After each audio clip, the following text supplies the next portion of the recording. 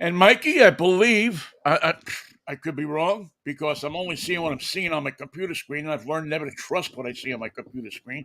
But for all intents and purposes, we are live and in living color. It's Mikey and Vinnie take on the world on a Monday. Anything happen over the weekend, Mikey? Nothing that I can recall. Giants won a couple, lost a couple as usual. Back to you, Vin. Okay, well, Actually, I think that's the show. there was something. I did get a message from our friends in Slovakia.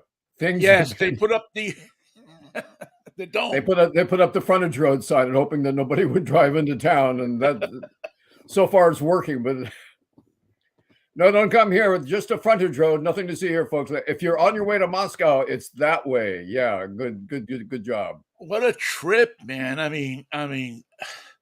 You You know what just the real thing was, and I have to say that this is so inside disc jockey jock lounge talk that it's crazy. But they had to do their most important broadcast of the year with their weekend crew, and they had to juggle. And I'd say I give the award to CNN for coming up with the headliners first, as they put on uh, Will Blitzer from London, yeah, and yeah, they yeah, they he connected with his stringers, and they did a pretty good job landing on their feet. It was not that easy. yeah, they really did. CNN, I thought, did an excellent job of getting everybody, sending cars for everybody. Man, this is an all hands on deck uh, situation. No matter It was where a you good are, no one. matter what you're doing, get your computer and get to a hotspot. It was a tale of Richard Engel, probably the most weathered foreign correspondent currently working for the networks, works for NBC. And instead of being in London or in Kiev, where he's been for the past couple of years, he decided to do a special in Taipei, Taiwan, about the pressure that the Chinese are putting on our friends on the island of Taipei, in the city of Taipei on the island of Taiwan. And he couldn't have been further away from the action. But they went to him in the streets of Taipei, and he knew what was going on even without being there because of his great history and his experience covering the story. And it was something. But it got to a point where none of the experts could explain what the hell was really going on. How can somebody as inexperienced and as influential to a degree as Evgeny was grab this much territory without a shot being fired, without an answer, without a roadblock, without Broadway Crawford pulling him over and saying 2150 by on you're going too fast outside of on the M4. Now we Yeah, know the I road. Now we know the roads better than we know the generals. Yeah, he's on the exactly. M4, 120 miles out of Moscow. Nope, nobody there yet. It's mind boggling how, and for those who may not, for some strange reason, not known what happened in Russia over the weekend. No, well, You've got, listen, I talked to somebody yesterday that they were gone the whole weekend and just got back last night. They were in the woods camping and had no idea what had happened. They left on Thursday, got back on Sunday night, and they're not news hounds like we are, where we watch everything. And so I had to explain it to her what was going on, and it was one of the most fascinating things that we have ever seen in our lives. It was the Wagner army, which is a for hire army, and its leader Yevgeny Prigozhin decided that they were sick of the way things were going, so they started driving up the M4 toward Moscow.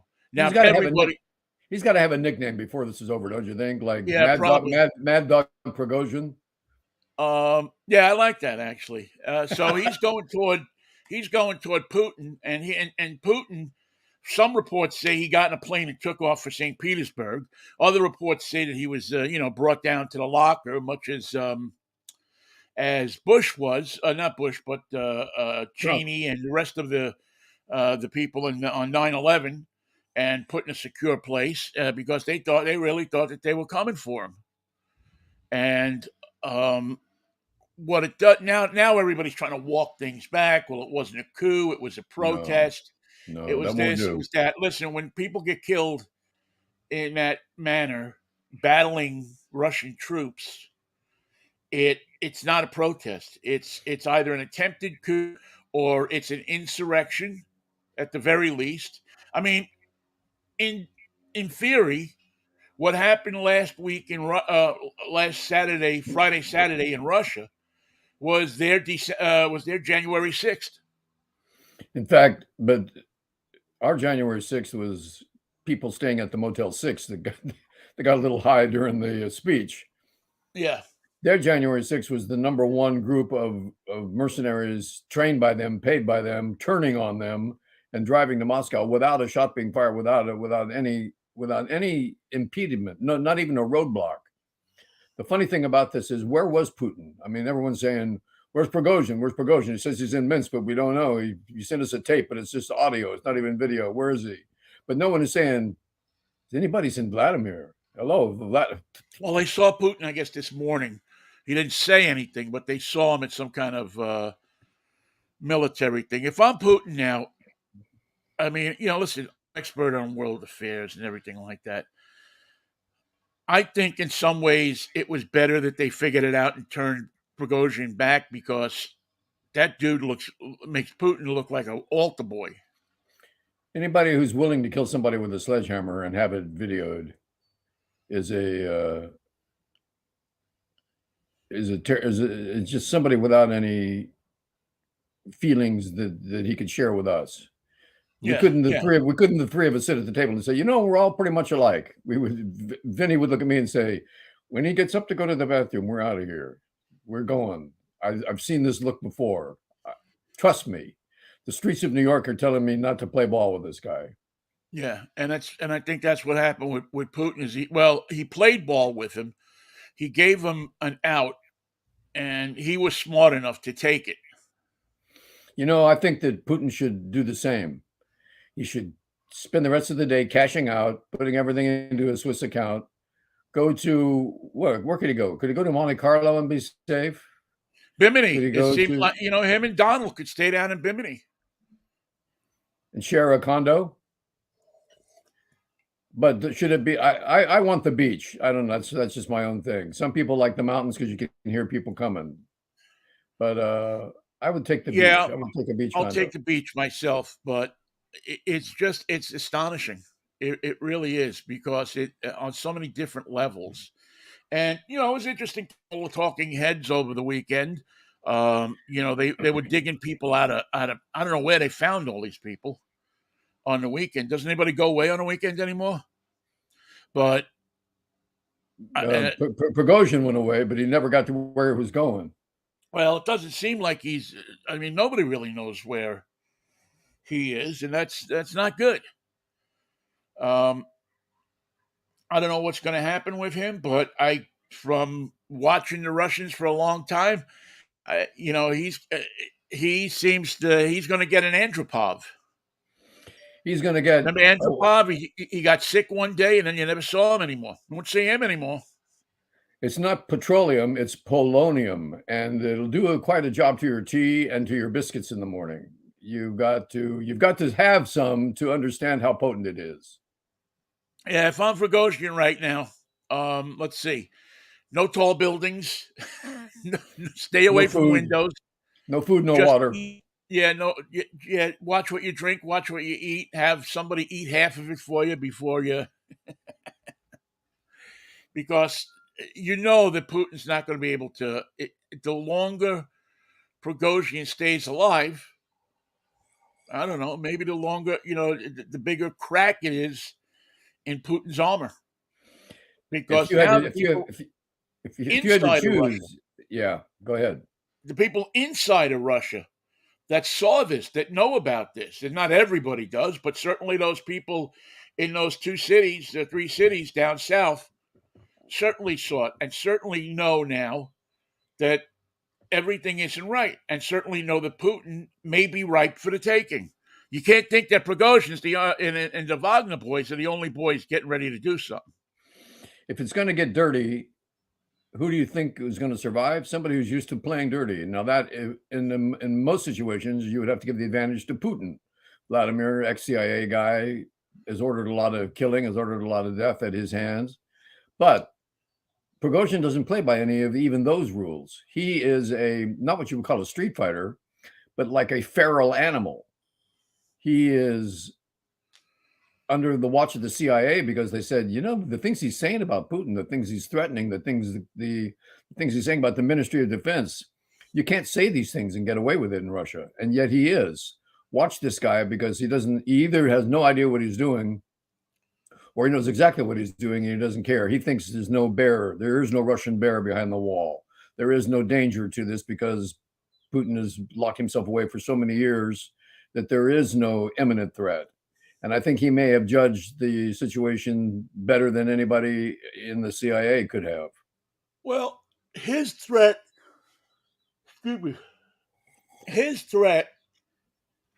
he perceived, I think, again, don't take us for expert. This is just two guys talking like we were standing in the line at Starbucks. So please don't send us stuff that says, how the hell do you guys think you're foreign affairs experts? Because we're not. We're experts on Spolpakia, which is very close to. We can tell you anything you want to know about Spolpakia because we invented it, so it goes the way we want it to go. But Russia's a different story. And one of the things that I heard and it was very, very true is that Putin always thought that his demise or his fall was going to come from liberals, was going to come from people like Navalny, reformers, people who want to see more democracy and this and that and the other thing, and it's just that other thing that always gets him in the end. Yeah, you gave me to this, you gave me to that, but I need that other thing. And he never thought it would come from the right and the oligarchs and those people because he put them in power. But what I think you find is when you put people in power, there's one of them people who are going to want a lot more power than you gave them. And Prigozhin, the hot dog vendor, and general, I love it. General, yeah, I love it. The hot dog vendor, the caterer. Guy opens a hot dog stand. 10 years later, he's running an army. And they love him, apparently. They're loyal to him. And that's something that Putin can't say about his army. Well, yeah, that's something that's an interesting point, Michael, is that they seem much more loyal to him than any of the Russian troops are. They were going to go right into the teeth of the capital city. And what did they expect to see there? Well, I think if they had kept going, they might have been surprised about how little resistance there was. There was no mounted resistance. I mean, you had a couple of traffic cops in Moscow saying, all right, no loitering around here. Everybody go home. Nothing to see, nothing to see. Here, yeah. Did you hear tanks? Oh, Boris, did you hear tanks? Yeah. Time for my break. Time for my union break. Yeah, it's very interesting to think what they might have been. I mean, the first thing I thought when I saw it actually was, okay, you get to Moscow, now what do you do? Do you blow up the Kremlin? If you're driving in a line like that for a couple miles, I would watch the air for maybe something in the Russian Air Force to put a stop to your march. And also, if you get within 100 miles or 75 miles, does Putin decide that this is worth using a nuclear weapon to wipe these guys out on his own country? Never mind. I mean, Putin doesn't seem to have any problem tearing down buildings.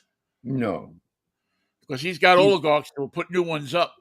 He tears them down. He tears down the very structure of society. So it's not built on merit anymore. It's built on your loyalty to Putin and what you owed him in the past. And yeah, I know you were a caterer, but have you ever studied battlefield strategies? I'm kind of curious, Evgeny, because I was thinking of starting an army with you ahead of it, of course. And we're going to name it after Wagner, and we're going to send him down to win the war in Ukraine. And then think of it, you'll be a hero. What do you say? Well, he said it's better than selling hot dogs. True enough. You know? Yeah, the margins are very thin on hot dog sales. Yeah, I could sit here and, sell soubrettes. But do they have free promo umbrellas? If they don't, they got a problem. Get those umbrellas and you have a shot in the world of hot dogs. It was fun. There's something that dawned on me listening to Prigozhin's story many, many, many years ago. I forget who the personalities were on KGO, but they went to Russia. This was probably in middle '80s, late '80s. But they went to Russia. They broadcast live from Moscow Jim for Eason? I don't know if it was East or it might have been Dunbar and Wygant or maybe it was Ron Owens. I forget. But one of the things they talked about, and I never forget this, is they talked about the Russian people, and they were all online to see this some kind of tomb or maybe it was Lenin's tomb. Lenin's tomb, right? And so there's a massive line. It's a big tourist thing, right? And he said, I was struck by the fact that there was nobody there selling drinks, selling hot dogs, selling all of this kind of stuff, food for these people. Make Russia great again hats. Yeah, something. There was nobody there. And it said that it just it didn't seem like the Russian people were industrious. Like, I don't know, but I thought about that first off, when I heard that Prigozhin was a hot dog seller, but also that it's kind of interesting how the Russian people I know here in the United States are all pretty industrious. They work hard. They know what they're doing. They seem to be very, very educated, very smart. And So what even happened? from the cab drivers I knew in San Francisco who had gotten out to people I know up here, it's amazing how industrious they were. So I always wondered, did that change when the Soviet Union broke up? Because they were over there before the Soviet Union broke up. They were over there around the time of Gorbachev and all of that. So it's really fascinating to me. I saw some interviews on the people on the street, Russians in Moscow, who had heard the news and were nervous about it. Said, "Oh, we were so nervous. We were so broken up. We were so fearful of what was going to happen. We didn't know what was going to happen next." But her expression gave me none of that. She didn't look nervous. She didn't look broken up. She didn't look terrified. She didn't look worried. She didn't look apprehensive. Oh, the terror, but it didn't show. So the people on the street felt what they've always felt. There's somebody somewhere watching me. They're in charge of my life. I got to look relaxed. I got to look composed. I got to look normal. Nothing here to see, nothing here to react to. Just keep going about your day. Don't look at that. Don't look at that. Don't turn around. Don't react. I think that's what they've learned. One way to stay off the radar is don't do anything. Just be absolutely set your controls on zero. No emotion. Don't show what you feel in the street. I think that there's a certain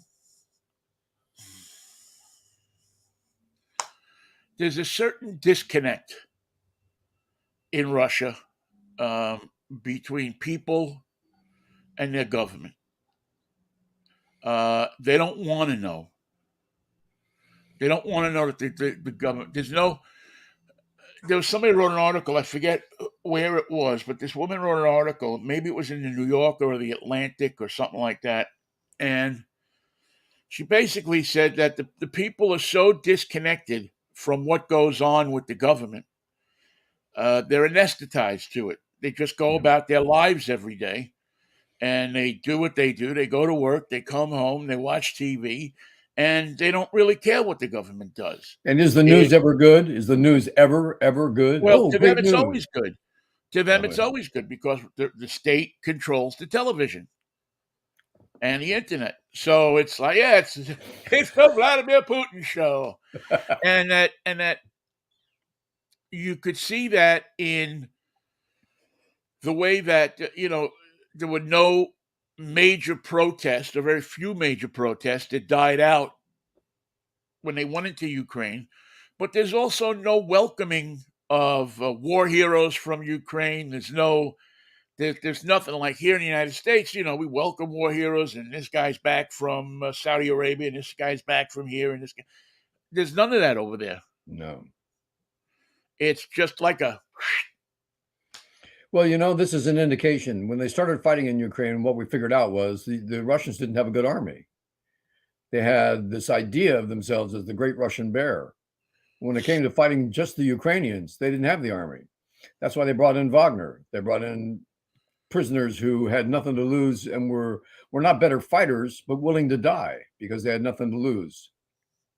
Yeah, it's where was the Russian army? We still haven't seen it. And when it was needed the most, where was the Air Force? Where was the Army? Where were the Marines? Where was the front line? Where was the blood? Where was their Green Berets? Where was the special ops guys? Who was going to stop them? Where was the KGB and the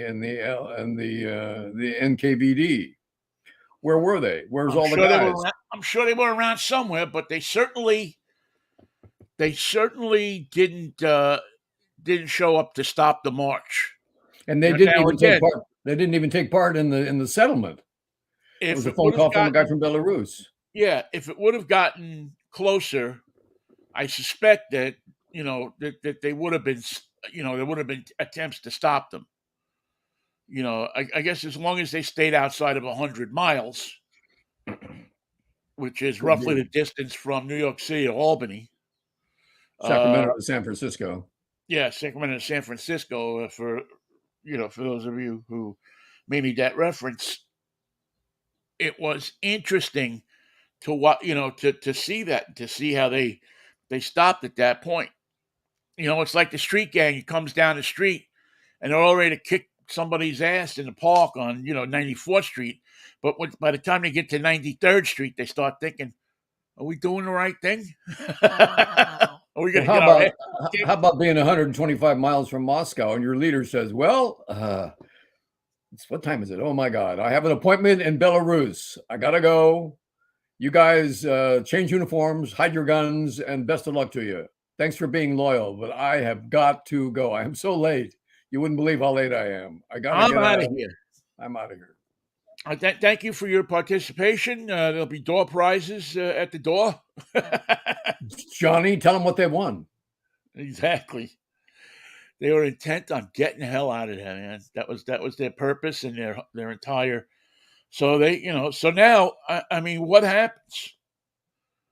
The thing you got to wonder, what happens now to the Russians? Do they continue to fight? Do they, does Ukraine take advantage of this? You would think so. Yes. Which is only going to lead to more bloodshed, obviously. Or does Putin, say, you know what, maybe I got more stuff to worry about here than I got to worry about there? Well, it's just an insurrection here at home and a war in the Ukraine. I can balance this. Plus, I'm not really involved, as we find out, Vinnie. He's not involved in any of it anyway. No one asked him if they could go to Moscow. They just drove there. No one asked him where the response was. There wasn't any, because there wasn't going to be any response. That's what Prigozhin's figuring out today in Minsk. Damn it, I was 120 miles away, and I didn't know. I didn't know what my hand was. I had the winning hand, and I didn't know it. It didn't look like the winning hand, but now I see it was. Well, it's. I think it's very tough for. That has to be a scary road to be going down. And when you're going down that road and you don't know what's ahead of you, you start. The longer the ride, the more time you have to think. Am I doing the right thing? Am I? And evidently, at some point. And I don't know how the Belarusian guy got involved in this whole thing.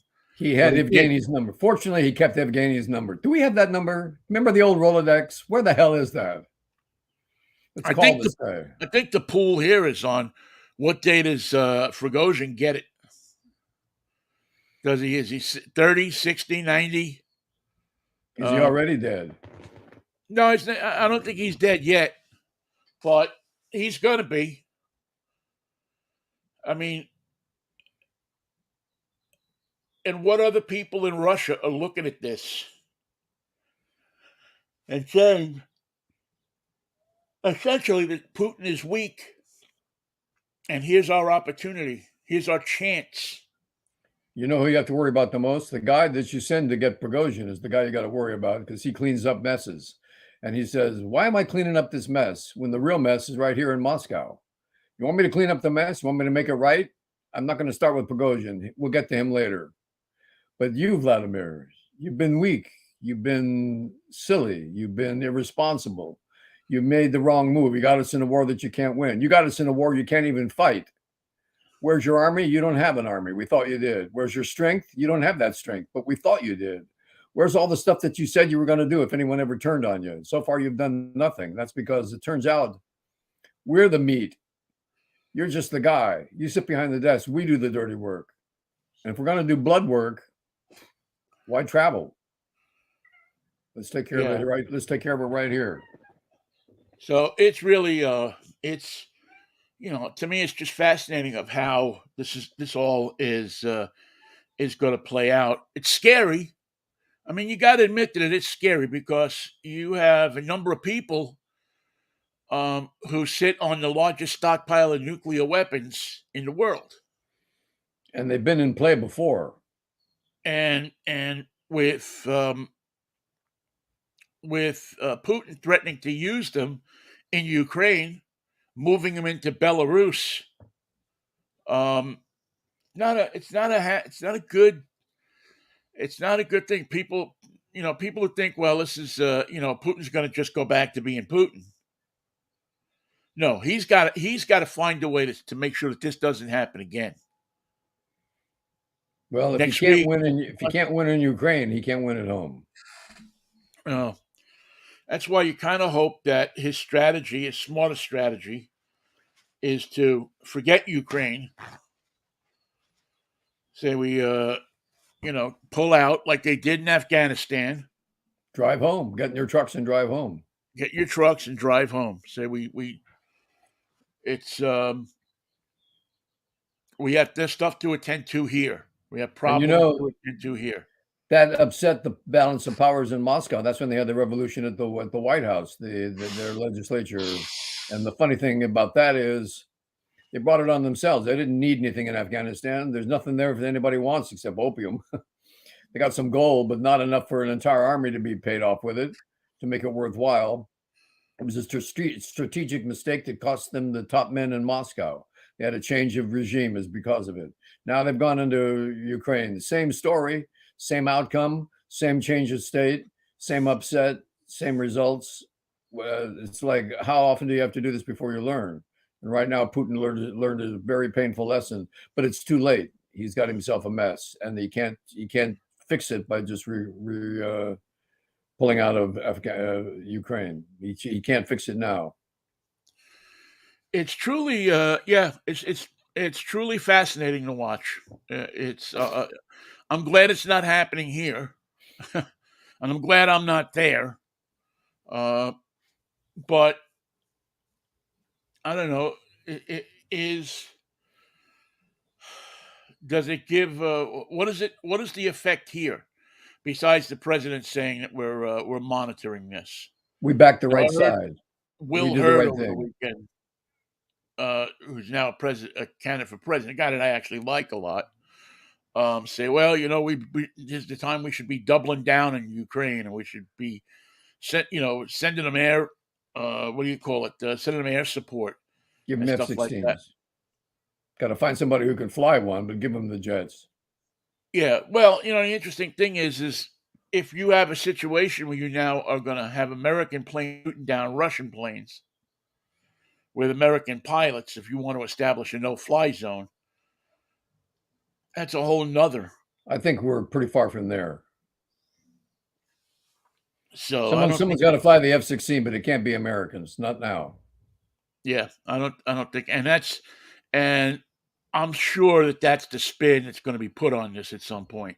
Is this was an American-sponsored coup, and some people are just going to protest.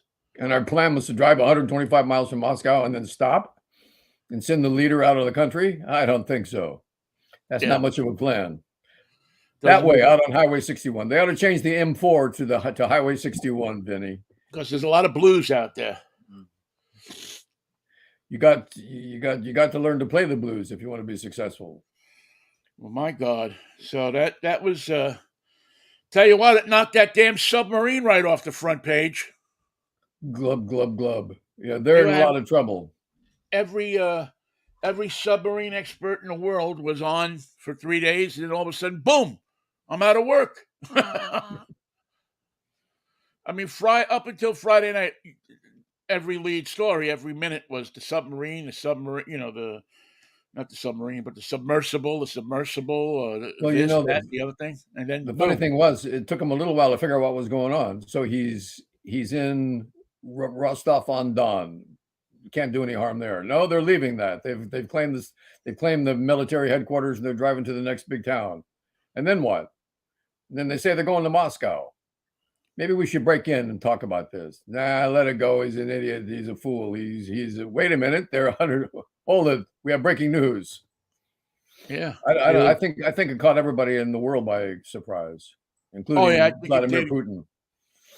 Yeah, certainly Vladimir Putin. Well, no, it's interesting because there's a lot of people that have come on and said, well, we knew about something was going to happen. We knew there was something up with Wagner. We didn't know what, but yeah, it doesn't seem like anybody had any idea that this was going to happen. The CIA was watching him because he was saying things that you're not allowed to say to Putin and get away with it. What he had said would already cost him his life if he had been anybody but an oligarch or anybody but running the Wagner group. But and I think he found that himself. I can say what I want. I can do what I want. I have an army at my disposal. Yeah. What are you doing this weekend? Let's go to Moscow. Yeah. Well, I mean, way back when they started this whole thing, what was it now, 18 months ago? Or how long is it that this war's been going on? 16 months? I said and I thought that the end of this, the end of Putin's regime would come from one of the oligarchs. That one of those people would say, "Hey, this is cramping our style too much. We're rich, but we don't want to be weak. We can't get business done like this." And yeah, they're getting some business done, but not the business they were before. Not The guy that European. owns the McDonald's franchise in Russia, he's pissed off because he's got to call his place now McCrushev's or something like that. Where do you guys get your meat? We got a place. That's all You you don't need want to to know. know. Yeah. Just buy it and eat it and shut up. Where you get your potatoes, you don't want to know. These are special potatoes. No. So are they French fries? Not technically French. No. No, they're freedom fries. Yeah, they're Remember that whole thing? Tommy Tupperville started that. Oh, that pussball. Hey, the Republicans who have been backing Putin the whole time, saying what a great leader, what a smarty had a party. Nothing much this weekend from the Republican right wing Marjorie Taylor Greens of the world. Yeah, kind of quiet, huh? Kind of quiet over there. Kind of quiet. There's your man. There's Vladimir. What do you think of him now? He looks short. Kind of quiet. I didn't hear anything from. Matter of fact, the only thing I heard about Marjorie Taylor Greene over the weekend was that she's having a cat fight with Lauren Boebert. That's good. Trump's going to referee. That'd be a hell of a pay-per-view, probably. That would be a hell of a, providing he's got to wear black pants and a striped shirt. Well, he's refereed WWF things before, hasn't he? I think so. He's been part of the wrestling world. He likes it because the people who love wrestling don't think it's fake. That's amazing. That is that. I think the next step, Vinnie, and I don't know what it's going to be, but it can't stay this quiet for much longer with these guys playing. Somebody's got to go. It's got to be either Vladimir or Evgeny or perhaps both. Well, it's interesting. Let's see. Prigozhin claimed he's not seeking to oust Vladimir Putin 2 days after calling off a rebellion, had the Kremlin labeling him as a traitor. Putin has not been seen in public, fueling uncertainty Prigozhin claims he was not trying to overthrow Putin. The Kremlin seeks to demonstrate business as usual. Global markets are muted, tracking Ukraine's counteroffensive. And as the Dnipro River recedes after flooding, residents are returning home. Returning home to what? I thought it was interesting, too, to watch Prigozhin and the people who turned out to, he was in that SUV, and people who turned out to cheer him on. I mean, he had a lot more people cheering him on than the Russian troops had. I'll tell you that. Yes, he had, I think, a total of 8, counting the people who were walking by going, "Who's that?" "It's Evgeny, it's Evgeny." Wait, he rolled his window up. It was Evgeny. And so that's the last we've seen of him. Yeah, But he just take his motorcade to Minsk? Wait, there's a song there, Motorcade to Minsk. a motorcade. I take the M4 to Moscow, now the motorcade to Minsk. Everything's coming up. You can't get anywhere around here without a Mercedes. Quick, get in the Mercedes. Swell. There's not a lot of great. them. You'll be dead tonight before 8. Starting here, starting now, honey. Everything's coming up, Minsky. I never thought Minsk would be the place where I would breathe my last. Well, what are you going to do? You can't predict these things. Yeah, what was that play in the 60s, right? A Night at Minsky's? What about the professionals, the producers? Weren't they from Minsk? Wasn't Bialystok from Minsk? I think so, yeah. So anyway, that's the Russian report this morning. That's what's going on. To be annotated later today. We're not done yet, folks. Yeah, if you're into this kind of stuff, keep your eye on the news, because now I'm going to call on your knowledge of New York mob politics. When's the last time there was a takeover that didn't go right, and the people involved had to sort of go to the mattresses for their own protection because what they thought was going to happen didn't happen, and the power struggle was unresolved? Well, it's an interesting question, because these guys are. I mean, you can read the mafia. Oh yeah, you and sure can find out exactly what's going on. Well, there was Gotti and but that whole thing actually went well for Gotti. When he knocked out what's his name on Staten Island, at the Spark Steakhouse, that actually went good for Gotti. Yeah. But that's the last. That is the last that I remember family war where somebody was trying to take over. Now these old guys retire. Yeah. Now they just, you don't see them get whacked out as much anymore. You don't hear about mob hits as much anymore. You don't really hear about, or maybe I'm just not tuned into it as much as I used to be.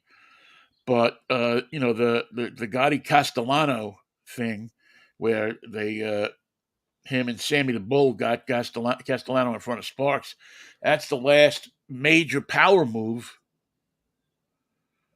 that I know about. And am I wrong? But I thought the conventional reasoning was that Castellano was too powerful. It would disable, it would dismember and just take everything out of balance, but it didn't. Well, it wasn't that he was too powerful. He wasn't their kind of boss. Castellano wasn't a street guy. He was a quiet guy. He got it when was it Carlo Gambino died, and he was Gambino's cousin or something like that. And Gambino was a real don. Yeah, he was there for years, and I still remember driving down. He lived on Ocean Parkway. And I remember still driving down Ocean Parkway, always seeing a police car sitting a block up from his house. Always. On Ocean Parkway. And, but Gambino stepped over a few people to give Castellano charge of his family. And there were people like Gotti and a few others that didn't like that, and they didn't like the way he ran things. They knew he didn't have any street. He ran things like a corporation, like a businessman. Yeah. It was a business to him, and these guys, they were losing their swagger. I think that's what Gambino wanted. He wanted it to be a business. He learned from Meyer Lansky to Yeah, stay smaller and stay more under the covers. yeah. So I think when all's said and done, that the tougher guys, the guys who work the streets, saying we're not, nothing's coming down to us. We can make a lot more without this guy, and Yeah. God put that in his head, and so they do a hit. Nobody authorizes it, but they take a chance and break the rules and say we're gonna whack this guy because he's not good for the family. And then Gotti was hailed because he had the greatest PR campaign in the history of the world. They made a mafia guy look like he was a part of New York politics. Just a guy, just a powerful guy. Just a powerful guy like anybody else. And people gravitated toward him. And you see, and I think you're very smart in making that comparison, because I think that's what you have here with Putin.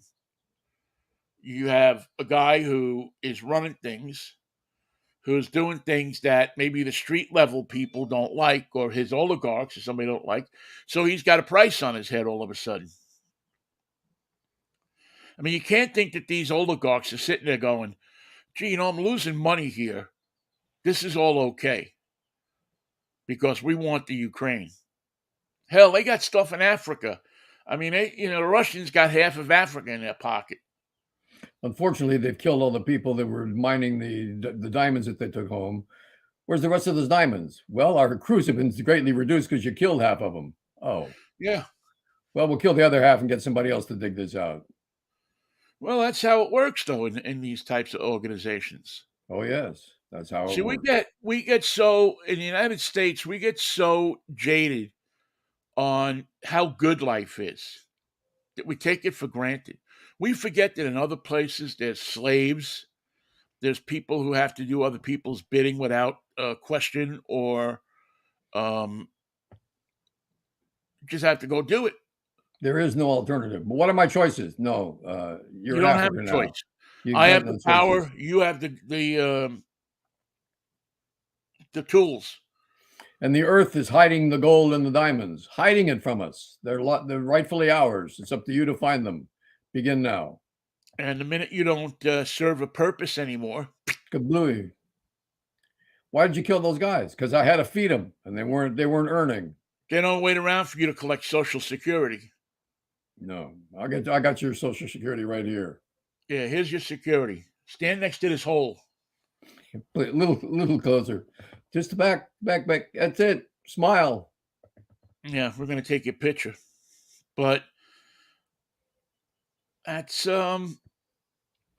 that's a good analogy, because I mean, I don't know that it plays exactly like that here, but it's certainly your lieutenants.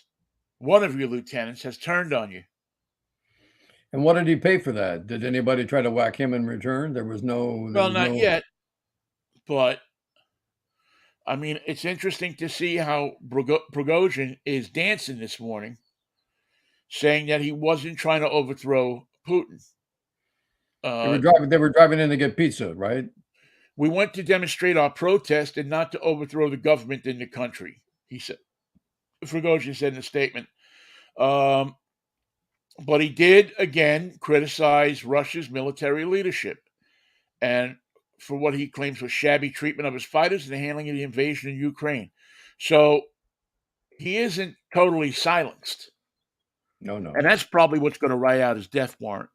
And he's not satisfied with the way his men have been used in Ukraine, and they're not satisfied either. Now they're going to get those guys who drove to Moscow, drive them back to Ukraine and say, okay, as we were. Now you guys are be fighting over it. Wait a minute. we're not doing this stupid war anymore. That's what got us in this trouble in the first place. No more. Oh yeah, we're doing the war. Now look, you guys sneak around there, and when you get to the trees, wave that flag. We'll know it's you, and we'll open fire from this side. It's perfect. It's crazy. It's absolutely crazy. Well, the good thing is business was as usual in the United States, except for media, which was burning each other up trying to find out what the hell was going on, and the government, who was burning each other up trying to find what the hell was going on. Anthony Blinken was on every show, the Secretary of State. He was on every show you could find.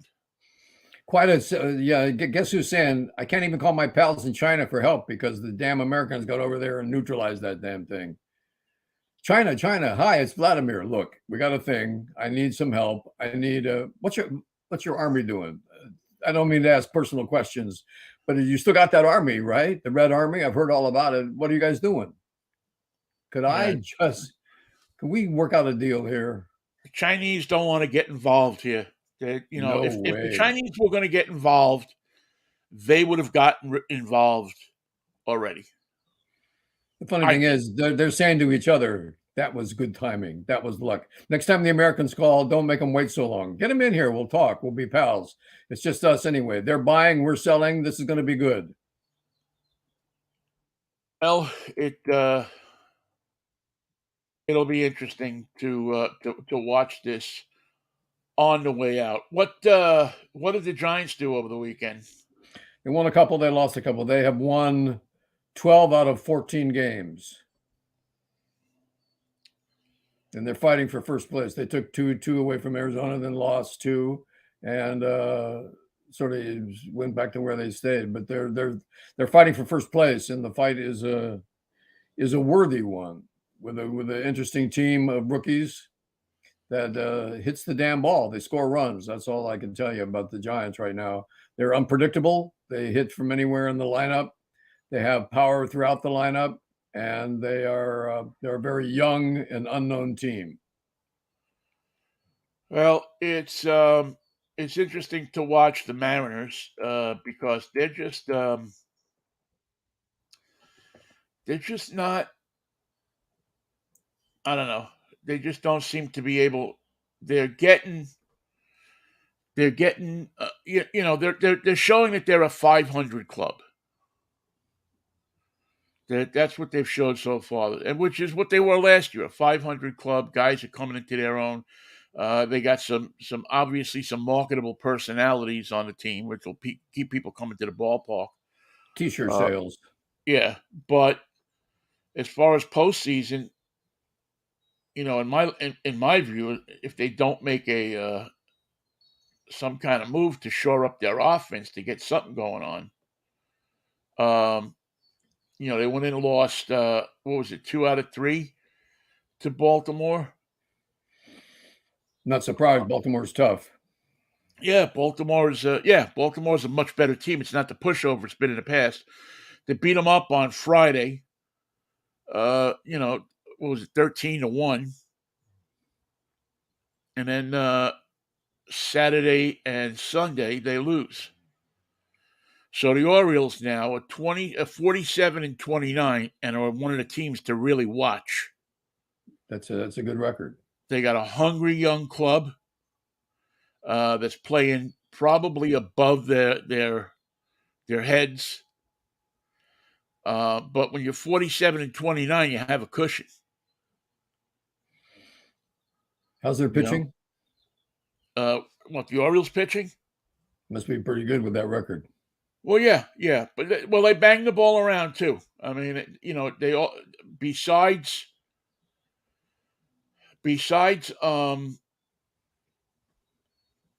their pitching,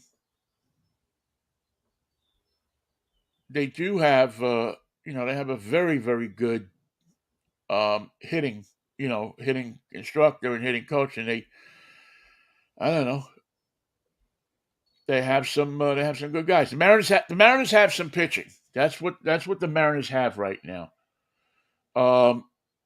Logan Gilbert went out and beat him on what was it, Friday night, and unfortunately, or fortunately, however you put it,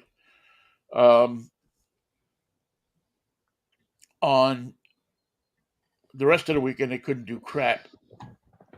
So It seems to me that the Mariners build not to win, but to be 500. They put together just enough to stay in the wild card race, but never a full rebuild that would give them a team that they can count on for the postseason. see, I would dispute that, Michael. I would say that the Mariners try to do the right thing. They try to get talent, but the talent, for whatever reason, when they get up here, um, they don't click like they should. And thanks for nothing for Mitch Haniger, for crying out loud. He's been on the injury list the whole time he's been here, and then he goes out and breaks his arm. He's on the 60-day now. We're not holding our breath, okay? Thanks, Mitch, for your service. Yeah, thanks. Yeah, but see, that's the kind of stuff that happens to the Mariners too. They go out, and they sign the Cy Young Award winner for a ton of money, and then he goes belly up. He doesn't give him anything. Robbie Ray. Then they go out and Wow.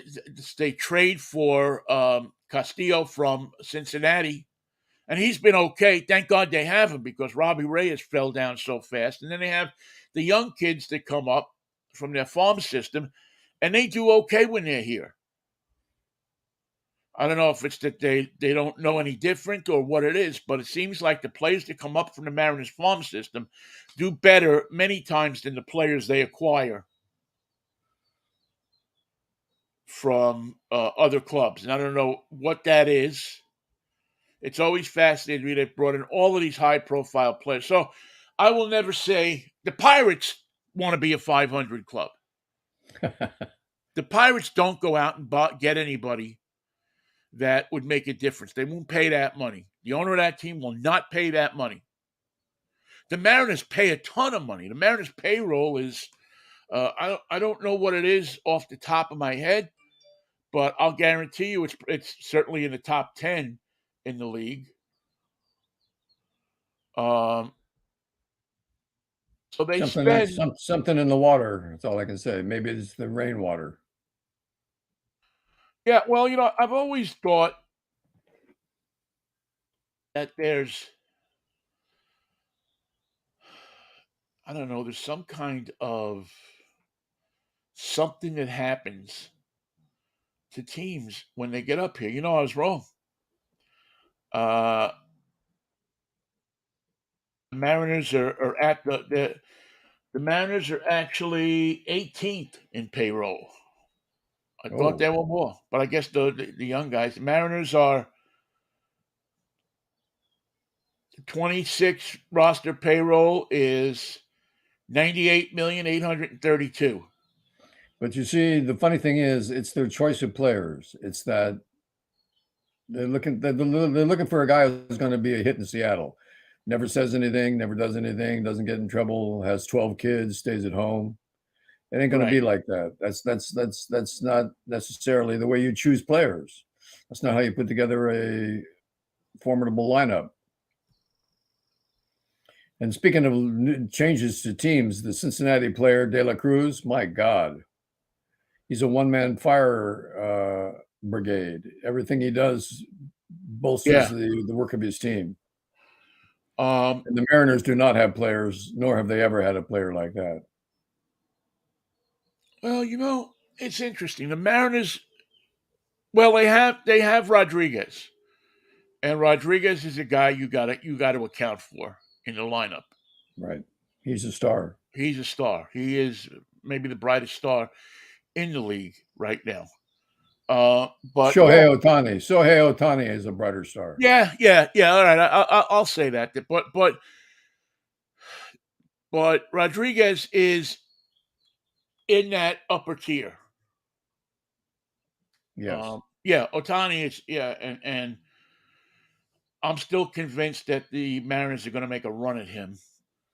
I think a lot of people are. Yeah, I think a lot of people are, but I think the Mariners will have the edge, um, or the Yankees.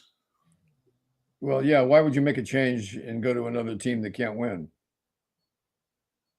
He's Yeah, already seen what that looks like. but wow, I was just looking at this. The Pirates, man. $48 million. Their payroll is half of what the Mariners is. Wow.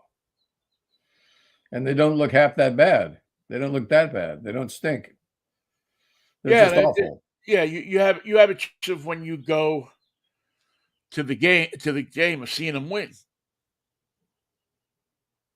which for Pittsburgh is what the fans have come accustomed to. I don't see how. Pittsburgh fans, I know you're great sports fans, but you deserve better. And what is better is available. There's an available better team out there. You just got to go buy it. But the guy who runs the team, the owner of the team, has decided, much like some of his other places, that this is an amusement park. It's not a baseball. Baseball is the attraction, but the reality is this is an amusement park. Well, that's the attitude. There's a guy who's in the baseball game who doesn't understand the game he's in. He's ripe for a takeover. Well, yeah, but he doesn't want to sell the team. He's making money with the team. So why would you sell it? I mean, and I had this argument all the time. If you're making money with the team, why would you sell it? There are some people that buy teams to be competitive. The George Steinbrenners, the Cohens of the world, the Edward Bennett Williams of the world. They buy these teams because they have it. It gives them an ability to be competitive, even though they can't walk down the street anymore without a cane. And then you have teams that do it because it's money. It's a great way to make a lot of money. And if you can get in, and it really kind of shows. I mean, let's face it. You look at these payrolls, and there's some teams that are on the border, but the league average teams, that's what they are, average teams. I mean, 500 is average, right? That's average. That's average. The Cardinals, Twins, Mariners, Tigers, Brewers, Diamondbacks, and Marlins are all probably hovering close to 500, right? The Diamondbacks are in first place. Yeah, but maybe not. But the Twins too are in first place. And so I don't know. I think it's smartness in what you do. It's knowing your players, building your farm system. Now the Pirates, again, it's an enjoyable night out at the ballpark. You got a 50-50 chance of seeing them win. Sometimes they get close to the playoffs or in the playoffs. When I was there, they were in the playoffs 3 times, 2 or 3 times, and the town was electric. I mean, you want to see a town that was absolutely electric. When the Pirates were winning, it was amazing. That's why they could be the greatest show in town with the right owner. Well, I don't know. I don't know if you'd ever knock off the Steelers, but I'll tell you what. They play a different time of the year. Let them have off it. the Penguins. Yeah, right. Because right. the Penguins are the second best show in town because they win fairly consistently. Although that's why I think Pittsburgh. That's why Pittsburgh should have an NBA team. The fan base is there. It's there. I don't know that they'd support an NBA team, to be honest with you. I just don't know that. Maybe they would. If the thing in Pittsburgh is if they won, they would. They have Pitt, which is a college team that usually does better than it's been doing in the past few years. But it's an odd bird, Pittsburgh. It's a really odd sports town because they love the Steelers. They complain about them all the time. They love the Pirates. They love the Penguins. They love Pitt. But none of these teams are winners on a consistent basis, except maybe for the Steelers. And the Steelers, I mean, they're nothing special right now since they lost Roethlisberger. Right. It depends on how they're feeling. Right. The kid that's quarterback in form now, Kenny Pickett, has the potential to be another Roethlisberger. Yeah, exactly like Roethlisberger in many ways. Has potential to be like him. But so far he's only got potential. I think he's going to be a star. I mean, I've said that since I saw him playing at Pitt. Since the beginning, before Pittsburgh took him, you knew that he belonged there and would do well. You just saw that he had it. You saw that he had that thing, and you see it when you talk to there's certain quarterbacks, there's certain people that you know they have that thing inside of them that pushes a team to be better. And Roethlisberger had it, and Joe Namath had it. I mean, you can go down a whole list of people that made their team better just because they were there. And they made other people look at them and say, I want to be like that guy. I want to be So, like you want to be like Vladimir, you want to be like Evgeny. Which do you like? oh man, crazy. Anything else happened over the weekend that we missed, or because we were so tied up in watching Russia? We did some babysitting. Commodore and Tutu were pulled in to cover the bases while Kennedy Quinn, our oldest granddaughter, did a dance recital. That was nice. Ah, Big deal. It was a big deal. good. Dance recitals always are, aren't they? And she stands in the middle and leads the group. So that was the show business and all of the family members. We were very proud of her performance indeed. Good, good. Well, I want to wish my friend JD Smith a happy birthday, man. I was sick this weekend. I mean, yesterday I was I don't know, I was just not feeling well, and I forgot that it was his birthday, so I called him this morning, and for me to forget JD's birthday is something. But I'm getting How older. do you feel now?